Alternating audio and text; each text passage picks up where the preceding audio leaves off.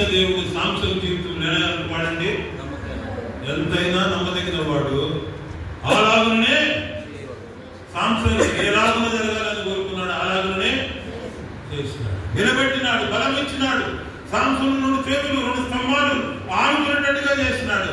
Samson అనుకున్నట్టుగా ఒక్కరోజు అందరినీ సాంసన్ హృదయంలో ఏమి కావాలని అనుకున్నాడు అలాగనే చేసిన దేవుడు సాంసన్ దేవుడు.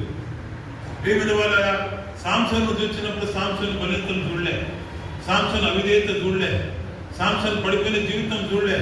సాంసన్ చూసినప్పుడు దేవునికి ఏమి జ్ఞాపకం వచ్చిందంటే, ఈ వ్యక్తి నేను పిలిచిన వ్యక్తి, నా ద్వారా పిలువబడ్డాడు, ఓడిపోయినాడు, జారిపోయినాడు, అయినా పర్వాలే, నేను పిలిచిన వ్యక్తి ఈ స్థితిలో ఉండకూడదు, తిరిగి పురికొల్పబడాలా, లేపబడాలా, దేవుని నామానికి మహిమ రావాలా. ప్రేమైన వాళ్ళ అనేక సార్లు మనం బలితలు చూస్తాం, పొరపాట్లు చూస్తాం, తప్పిదాలు వెతుకుతాం.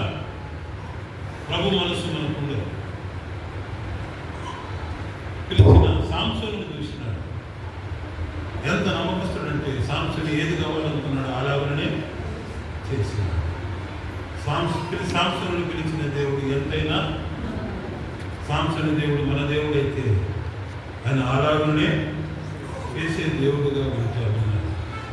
శిష్యుల మూడవది, శిష్యుల జీవితంలో యేసు ప్రభు ఎట్లున్నాడండి? నమ్మదగిన దేవుడిగా ఉన్నాడు. ఎంత నమ్మకస్తుడు అంటే ప్రభుతో తిరిగినారు, ప్రభుతో తిన్నారు, ప్రభుతో కూర్చున్నారు, ప్రభుతో లేచినారు, ప్రభు అద్భుత కార్యాలు చేసినాడు, అన్నీ చూసినారు. ప్రభు లేచినాడు అనే మాట వినబడగానే గదిలోనే దాక్కున్నాడు. యోహాను సువార్త 20వ అధ్యాయంలో చూస్తే ప్రభు లేచినాడు అనే సమాజంలో ఏమైందట? గలిబిలి, గందరగోళం. లేచినాడని వినగానే వీళ్ళందరూ ఎక్కడున్నారట? గదిలో బంధించబడ్డ స్థితిలో ఉన్నారు, భయముతో ఉన్నారు, కలవరముతో ఉన్నారు, విశ్వాసం కోల్పోయిన వారుగా ఉన్నారు. ఎందుకున్నారండి?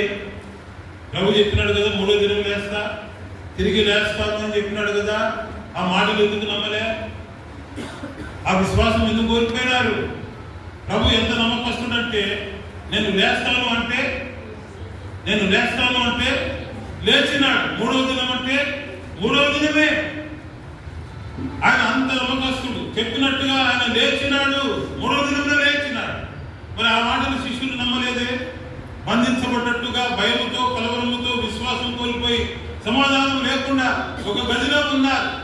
ప్రియమైన వల్ల సాతాను అనేక సార్లు నిన్ను నన్ను ఆ అనుభవంలోనికి నెట్టేస్తా ఉంది. ఒక వ్యాధిని బట్టి, ఒక సమస్యను బట్టి, ఏదో కలవరమును బట్టి ఒక గదిలో బంధించబడ్డట్టుగా మనం ఉంటాం. అదే